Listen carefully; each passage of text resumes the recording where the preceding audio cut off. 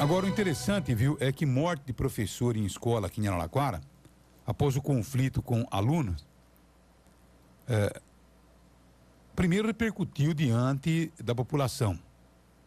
Agora começa a repercutir entre a categoria, entre os professores. Como, por exemplo, a Nancy tem aqui uma observação de uma professora que diz: sou professora dessa escola e posso afirmar que o comportamento desse aluno que entrou em atrito com a professora é revoltante. Estou enojada, estou revoltada. Por que, Nancy? Olha, ela manda aqui, a Madalena, um recadinho pra gente. Ela diz que, infelizmente, né, eles são pressionados pelo sistema, então eles não podem se identificar. Mas ela conta que ela é professora e ela afirma que esse garoto, esse aluninho, como ela se refere, ele é um inconsequente. E ela diz mais, que se por acaso ele tivesse uma arma, ele já teria matado essa professora, inclusive essa professora que o tratava com carinho. E não só ela, mas também aos coleguinhas da classe. E ela conta que houve uma reunião anteontem, e essa reunião ela chama apenas de um cala-boca, que as pessoas são preparadas para apagar incêndio e fingir que o sistema vai bem. E comunicaram, inclusive, que o bonitinho, o aluninho, poderá voltar às aulas na semana que vem e todos os professores, os funcionários devem recebê-lo com muito carinho. E ela desabafa, que nojo, que revolta. Tá aí, portanto. Agora, por outro lado, também o Fernando tem um outro lado da questão, né? Que diz: sou professora, meu nome está aí na mensagem que eu envio a vocês. Eu não me conformo quando alguém diz que uma professora entra em confronto com um aluno.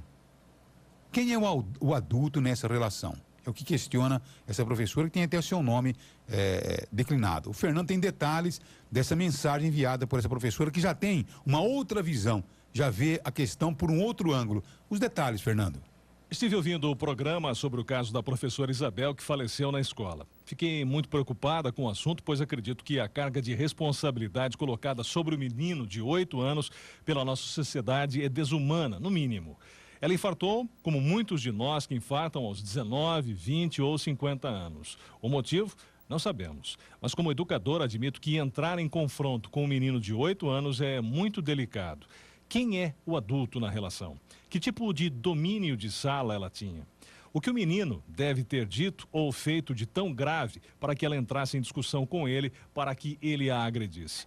Algumas questões nunca serão respondidas, mas de uma coisa tenho certeza: não foi o menino que a matou. Teve mãe dizendo: e agora, como ficam os nossos filhos? Ficam da forma como nós os educamos. Alguém parou para se colocar na pele dessa criança, em como deve estar se sentindo agora? Foi afastado da escola e vai ficar na história que a culpa foi dele.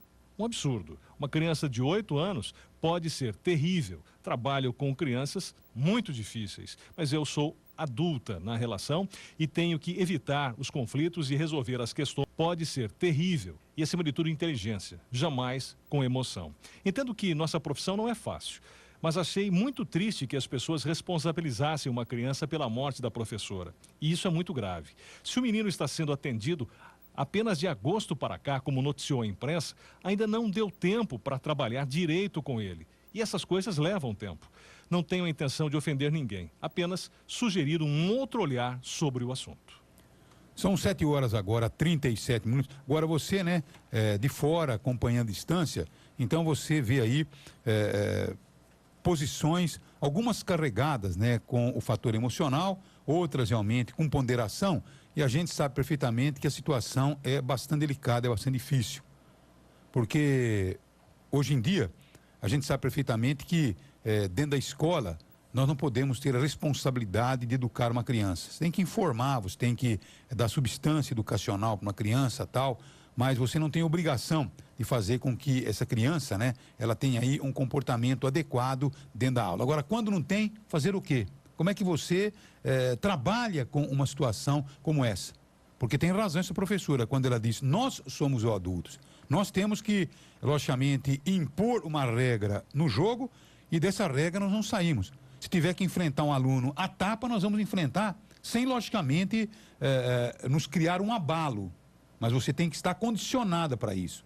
Porque eu, quando analiso uma questão como essa, eu observo, geralmente, por esse lado, do adulto, né? Porque, Luiz, você que é professor, Nancy, você que é mãe, quando uma criança vem com chutes e tapas para o seu lado, como tem muito filho que faz isso, tá certo? Porque de repente ele quer um presente e tal, então a criança ela é explosiva. Agora você precisa saber tratar, você não pode ter um piripaque, você não pode ter uma taquicardia, você não pode ter um infarto, porque a criança está tendo um piti. Se fosse então, assim, nós não teríamos mais pais vivos. Aí tá. Então, quando uma pessoa vai para um local como uma sala de aula, eu acho que ela tem que ir condicionada, preparada, inclusive a lidar com uma situação como essa, sem deixar afetar o seu organismo.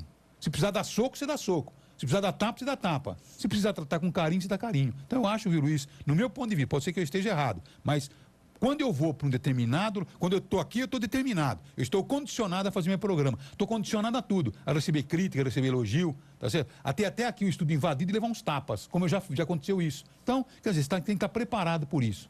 É difícil, né? Uma situação complicadíssima. Bom dia, Madalena. Bom dia a todos os ouvintes do Jornal da Cidade. Eu nunca trabalhei com criança nessa faixa etária, numa sala de aula, né? Mas a gente sabe que a experiência com adolescente talvez seja ainda pior, né? Que o adolescente sempre tem resposta pronta, o adolescente tem uma personalidade muito mais aguçada comparado a uma criança de 8 anos. Eu acho que esse comentário da professora é extremamente oportuno, né? Quem é o adulto nessa relação? Agora, é difícil você cobrar realmente, né, essa cautela, esse discernimento de uma professora que muitas vezes, né, está ali com 30 alunos. Uma coisa é você ter uma reação tete a tete, né, com uma sala pouco numerosa. Outra coisa é esse comportamento, né, perto de outras 30 crianças, né? Então tem toda uma outra situação, uma situação mais complexa ainda, né? E fora as outras tentativas, de repente já houve um problema, você já tentou consertar e tal, chega um momento que você explode, chega um momento que você não consegue, né, ali naquele momento, né, descobrir a melhor forma de lidar, e a explosão é quase que inevitável, né?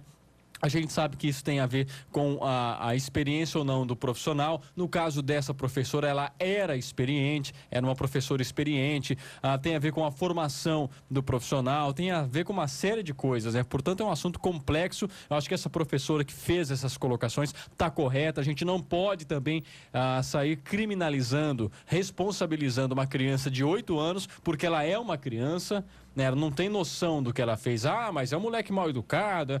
A gente sabe disso, mas não é culpa dele, é culpa da educação que ele recebeu em casa, né? Então, não dá para sair culpando, escrever na testa do menino, né, criminoso, matei uma professora e condená-lo. Não é por aí, não vai resolver o problema um comportamento como esse. Talvez a reunião tenha sido nesse sentido. Olha, vamos acolhê-lo bem, vamos evitar comentários com ele, porque nós temos que tratar do assunto de uma outra forma. Não é passar a mão, abrandar, fingir que não aconteceu, como se tenta fazer também. É apenas tentar encarar o fato de uma outra forma. Tá certo. Agora, o correto não seria sair da sala de aula e ir até a casa dessa criança, pegar o pai e a mãe pelo pescoço, né? Só que o pai você não pode pegar pelo pescoço porque está preso. E a mãe dizem que não está nem muito aí com a criança. Então, simplesmente foi isso que nós encontramos no meio do caminho, viu? Lembra quando eu disse que foi procurar? O pai está preso e a mãe também não está muito nem aí. Nem sei como a criança é tratada, talvez com os avós, né? Então, e você tem uma resposta até do porquê o garoto seja da forma que é. Por isso que o comentário dessa professora realmente, ele, como o Luiz disse, ele é oportuno porque faz você tentar equilibrar as críticas. É evidente que é revoltante o caso, né? A primeira professora que faz a crítica, ela fala com a emoção e a gente entende. Só que também a gente tem que observar que por ela ser professora e conhecer a rotina da escola e conhecer o aluno, quer dizer, parece-me que é um caso ali, diferente ainda. O garoto realmente já apresentava aí outros problemas graves, enfim, era uma coisa que já era sabido. Então, quer dizer, ele já devia estar recebendo um acompanhamento mais de perto, né? Não, como ela disse, a outra professora disse, desde agosto é muito pouco tempo, não deu tempo ainda de você fazer um trabalho que surtisse algum efeito no menino. Mas realmente é complicado. A professora com certeza não morreu por causa da briga. É evidente que isso desencadeou algum outro problema de saúde que ela tinha, que a fez ter um infarto fulminante, né? Alguma coisa que a levou. Realmente são situações complicadas. Agora, que os adultos que têm que ser analisados por trás de todas essas histórias, isso é certo, né? No caso desse garoto, com certeza nós temos aí uma desestrutura completa, né? Uma falta completa de de talento, né, dos pais em lidar com os filhos. E quantas vezes, não é, Madalena? A gente lida com casos como esses ou parecidos e o que a gente escuta do outro lado é: eu não posso com a vida do meu filho. Quer dizer, é um absurdo, né? Como que os próprios adultos estão se comportando, né? Estão enfrentando essa tarefa difícil que é criar filhos. Por que os colocam no mundo, né? São 7 horas agora, pontualmente 44 minutos. Portanto, eu apenas voltei ao assunto, né? Porque até a semana passada a discussão envolvia muito mais pais de alunos, comportamento da própria direção de ensino. Porque você viu aí na primeira manifestação de uma professora, que é da própria escola, né? Está dizendo que o pessoal da Secretaria de Educação chegou lá, apagou o incêndio, dizendo: olha, está tudo uma maravilha, está tudo ótimo, vamos continuar. Agora, quando a criança voltar à escola, vamos recebê-la como se nada tivesse acontecido. E como se nada tivesse acontecido mesmo para o pessoal da Secretaria da Educação. O pessoal também que não tem muito o que fazer diante de um quadro como esse, né? Agora, eu pergunto, deveria existir uma escola mais especializada para tratar crianças hiperativas, crianças que têm um comportamento mais agitado. Até o modelo de ensino deveria ser diferente. Tá certo? Nós deveríamos ter aí modelos adequados para hiperativos, modelos adequados para crianças mais acomodadas. Então, porque tudo isso depende realmente de uma situação como essa. Você vai dizer: não, mas é difícil. É difícil, mas é possível. É difícil, mas é possível. Precisa ter agilidade, né? Quando um professor detecta um caso que merece uma atenção, imediatamente uma equipe da escola já é acionada para, né, trabalhar naquele caso. Não adianta esperar algo acontecer, né? E aí depois vamos ver o que faz. Não é assim, né? A coisa tem que ter agilidade, um olhar atento para você perceber essa movimentação. Com os nossos filhos tem que ser assim, né? Qualquer movimento diferente, você tem que estar atento. Na escola deveria ser quase a mesma coisa.